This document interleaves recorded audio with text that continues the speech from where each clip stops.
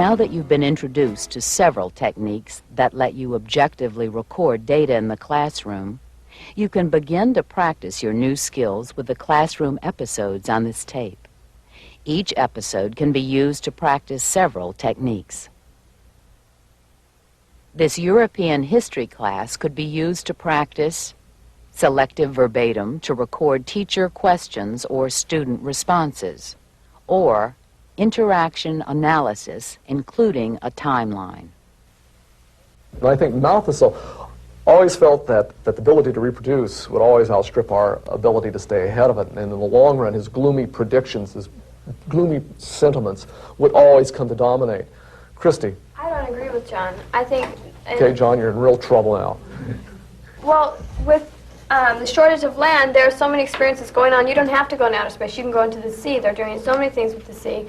They're doing so many things right now with the third world countries right now. There's a lot of introduction to birth control for all those countries for them to learn more. That's always being introduced. You know, they have the Peace Corps, you have the United Nations, all that stuff. I think that it's not going to happen that way, that they'll be able to find ways to stop the rapid production in these lower countries. Okay. The unbounded optimist, the person of the 18th century, the Enlightenment individual sitting next to the gloomy... Gus. Right. So you got two different points of view. Which one's going to come in? Shen?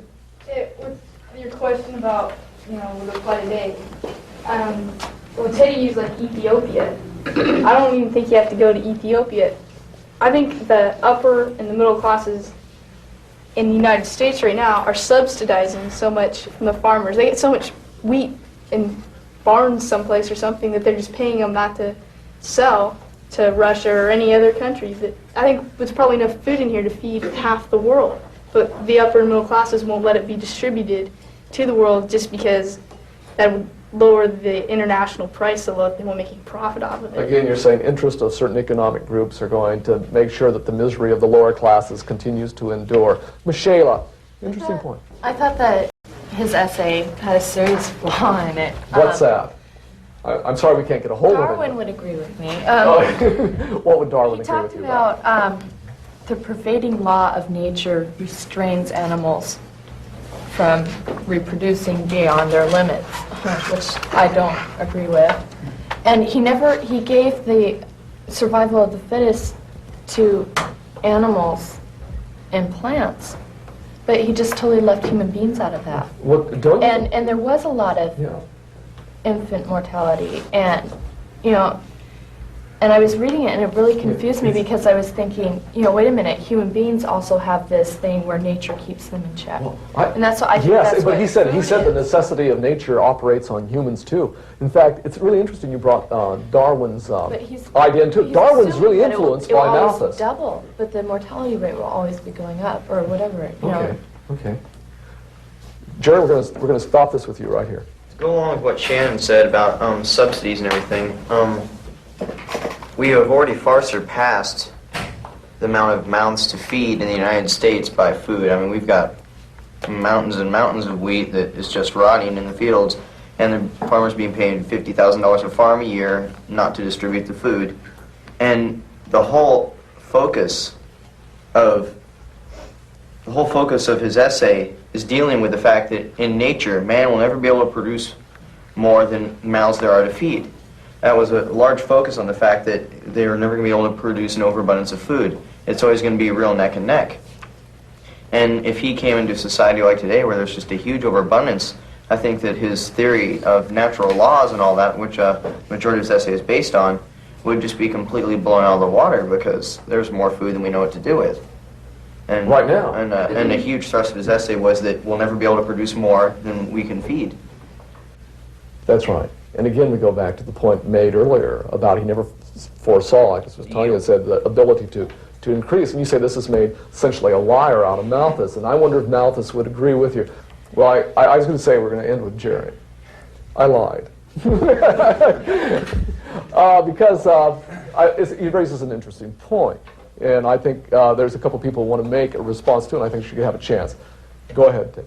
I think one major point that Malthus was making in his essay that we aren't addressing, which is the the positive checks are the misery that results from overpopulation. Just because we have a whole bunch of food right now Okay. doesn't mean that there's necessarily always going to be enough food to feed the population. Our population, as Scott said, and like in famines in Ethiopia, and Scott said with wars, has been decreased. And so just because, I mean, obviously, it can't always go geometrically higher and double, we'll run out of room. So, I mean, just because there's enough food right now doesn't mean that Malthus's theory is wrong. It's just the fact that his theory with the misery has taken out the population. Let me ask you this, Teddy. You have these big granaries full right now, and you know that they're suffering in Ethiopia. Is the humane thing, in your opinion, to empty these granaries and send the food over there so those people can survive? Or is the humane thing to let, as Malthus would say, the necessity of nature operate in positive checks on the population? We let you be the Solomon in this situation. What are you going to do with these full granaries? Are you going to let them stay full here in this country? Or are you going to give them to these people who are starving and maybe allow them to increase their population? What is the answer of Solomon in this situation? Well, obviously the humane thing to do. To protect yourself. The only thing, you can do with the right mind would be to give them the food. But, I mean, there must be other practical reasons for keeping them. I mean, I'm not aware of them because I'm not an economist or a farmer or anything like that. But I'm sure that Just modest. there are reasons, for keeping it. There's the survival of the fittest. You got to watch out for yourself. Cover your own back. So, maybe, with Malthus's theory, by the people dying off in Ethiopia, that's control of population. That's a misery. That's a positive check. Which may be necessary to keep the people in the land together. That's the point you're trying to make. Yeah. Are you comfortable with that? Not comfortable, are you? Because I noticed even Teddy was going, well, that's the humane thing to do is, and I'm a humanitarian. That's one of the questions. One of the questions I was looking through a book was Malthus a humanitarian? And you look at that and you say, that's an interesting question. Maybe sometimes not giving food to your starving neighbor, you could argue, almost wasn't humanitarian. Wayne. I just want to say, because people keep attributing decline in population to war. They keep saying war causes decline in population, but it's the fact that in almost every major war throughout all of civilized history and beyond, that population has had a dramatic increase after war. And people keep using war. Well, we've had these world wars that have caused decreases, but that is not true. Our population will almost always increase after war.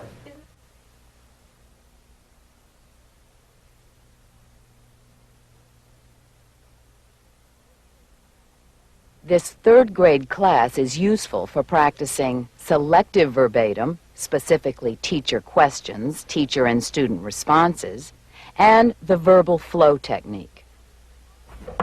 Here's the next one. How is a bee like a man chopping wood?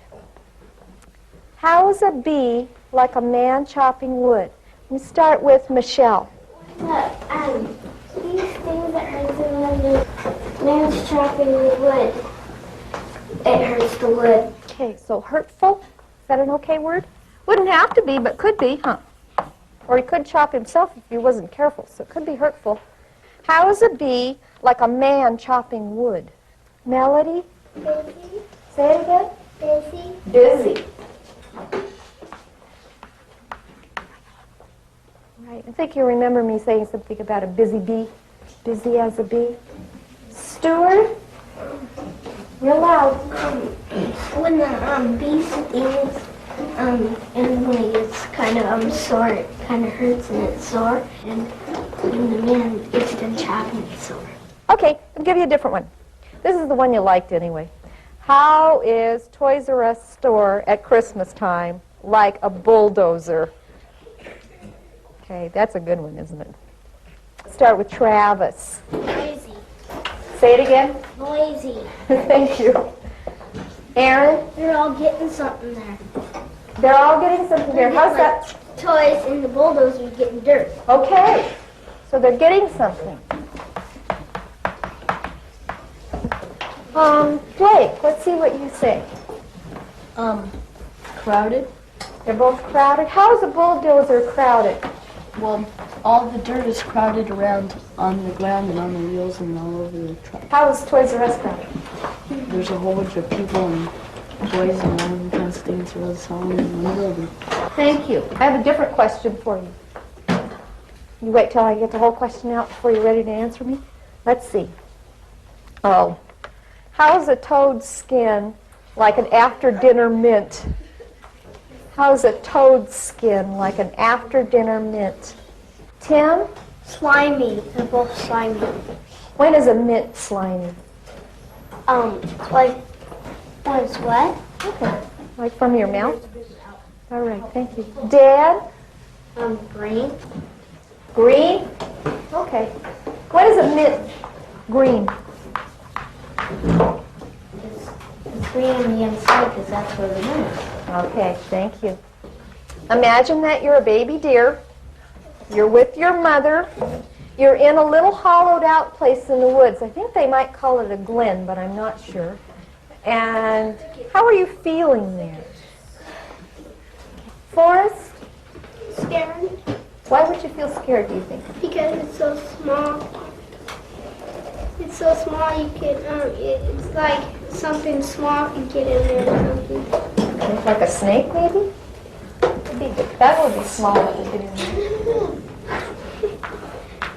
Okay, I'm going to change it a little bit.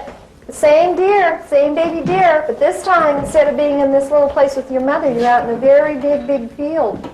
All by yourself, out in the middle of the field. Okay, Josh? Lonely Why would you feel lonely?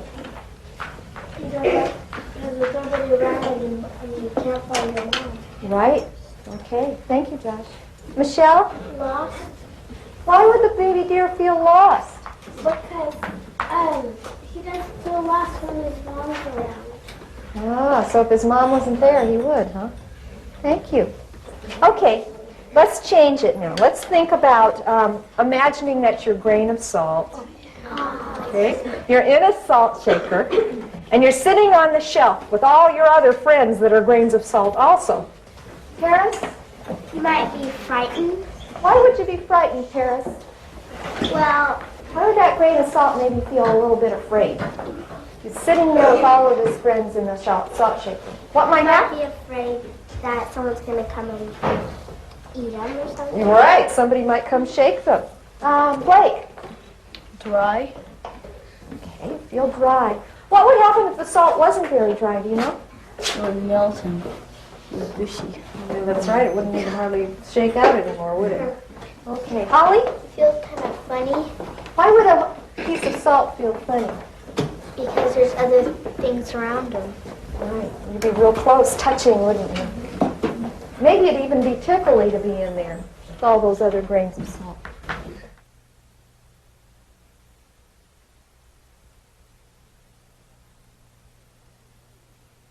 This middle school writing class is ideal for practicing the at task and selective verbatim techniques, focusing on teacher talk with individual students.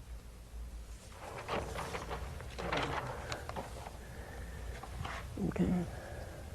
You're going to want to think sort of like what major food is, okay? Maybe as you write it and stuff. In your thing. You have an idea for what's going to happen when you fall asleep? No, I'm just gonna Okay. figure it out when I start writing. Okay. Are we gonna, if we get done with these real pretty quick, should we just start on these? Yeah, if you get done with those quickly, yeah, just go ahead and start on your stories because it's mainly the stories we're working on. What? Do you need a new pencil? Okay, you can go back and sharpen it. It's up on the pencil sharpener. Stick it in there, Paul.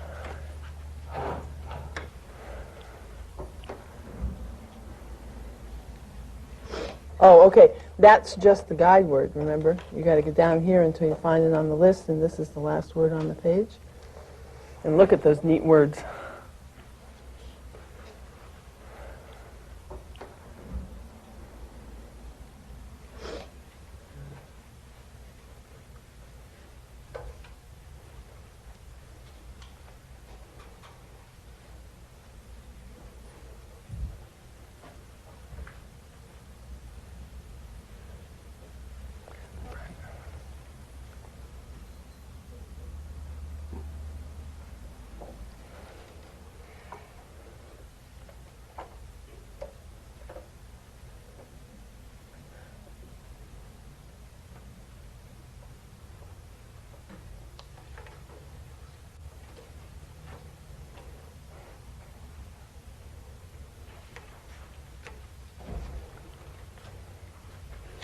Are you ready to go? Oh, no, you still have some other stuff to do in your outline, don't you? Okay. How far did you get in your... Okay. So you still need to finish some work on your outline?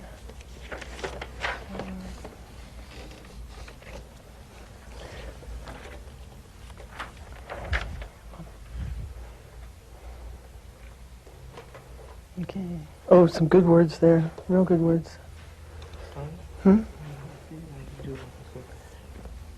Did you finish your cards? What did I tell you to do with the green and the yellow cards? Put stuff on those That's how you're supposed to start. You started on your story. Okay, I need for you to stop and go back and do this for me, okay? Okay. Hopefully, when you write your story, you'll be able to use some of these words. Which one's the wedge? We're doing murky and mysterious and scream. Yellow on the adjectives, murky and mysterious on the yellow. Huh? It's not following through. Okay. Which ones do you You're going to do murky. Do you have an idea of what that means? Murky, yeah, like really, you can't see very far. It's Okay. like water. Okay. And mysterious. And I want you to look these up in the thesaurus like we did yesterday. And you want to scream. Okay, and I want you to write down other words that mean the same thing. But And on this one, we're going to do what? Can you tell me? Scream. You said it. Yeah, scream is on That's this one. That's the verb. Yeah, I just gave you 3 this morning. Okay? And you're going to keep those cards, Sean. Okay.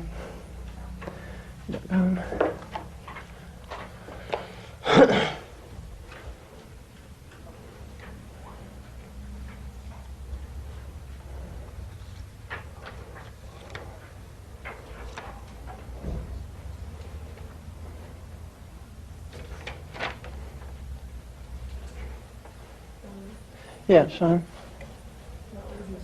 Oh, it's Stephanie. Oh, everybody's I'm going to shy. start writing this. Okay, can I look at this? Then Yeah, with that you? was the end. That's the end of it.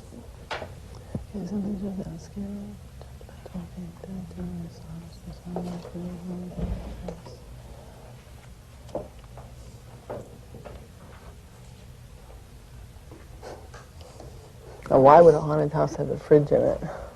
You given some thought to that? It was all furnished That worked? inside. Yeah. Oh, it was all furnished inside. Did we say that earlier in the story? No.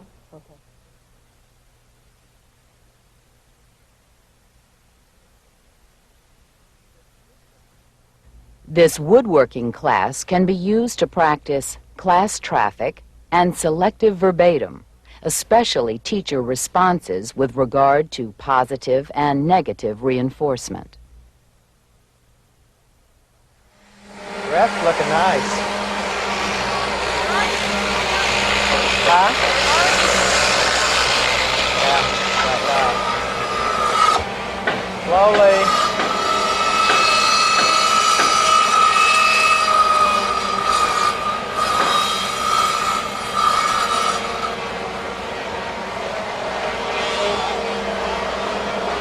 Whose is this? Whose is this? They got the clamp on backwards.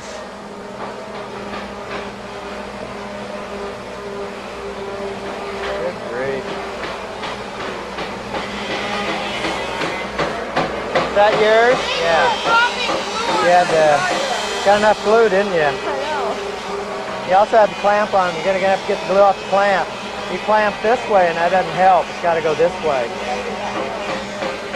Squeeze those together, but you want to get that glue off those jaws. You're going to glue the clamp to it. Could put a piece of paper between them, and then that way you'll be assured that it won't stick.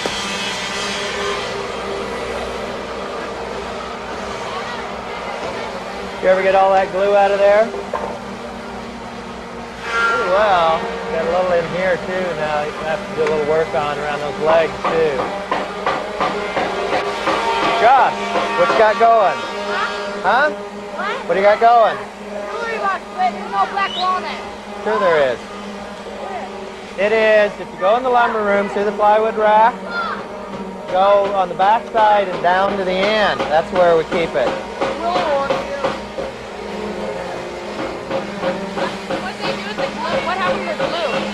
There was a bottle right here. 1 and 1 position, team. Look at it. Let's look at the other side. Keep joining.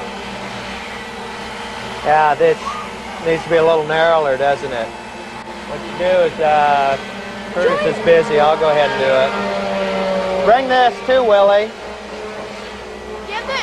the plan sheet already made out for that little box up there? That's what I want to make. Box like that. Tom Parker made one just like it, so it's here. If you look up Parker.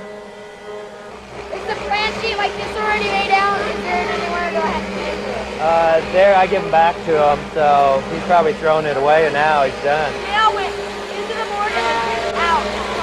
You're going to have to hammer it back out.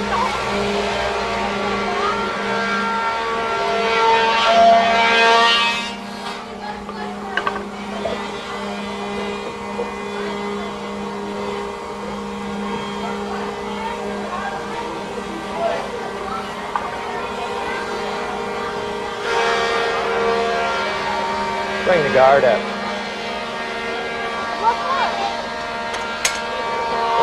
My fingers.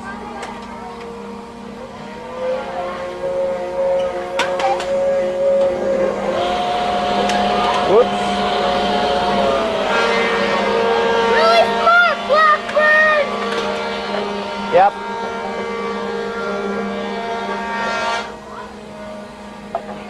You wouldn't want to ruin my project. Why not? There you go. She was hammering it in and then she just hammered it in quickly. Under here. Because it bounces away. I can pull it. Well, it's not going to pull it out of here. Let's turn it on its side. Then later we can go by and set them all. Once you get them all nailed together, punch them below the surface, and then put putty over them, so you don't see any of them. I'm gonna have a lot of nails to do that with. So now the other end should go on a little easier. You got this end to hold it up level. Do I do that today or tomorrow? You can do it today. Yes, sir? Yeah. Well, you got 7-8 minutes. Think you can get it on? Curtis helping you. You probably can.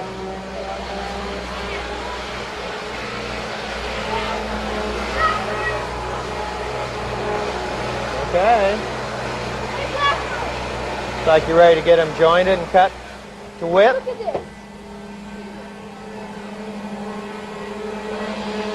If I put it on even with this side, Right. look at this. We'll move this in. See, that was the problem. The last one was too long. And then you want to measure and get that shelf right in the right place. So, Did you get that one to fit it? Perfect. Perfect. okay, so will you, where should the shelf go at? Where should the middle be? Then take the distance, like between here, 4.5, and you want to place that shelf at 4.5 after you nail this one end on. So now this end on first, and then we can just bend this back and make it fit. Make it even, and then this one it can be moved to be 4.5, the same as this. This time it'll be straight. Okay.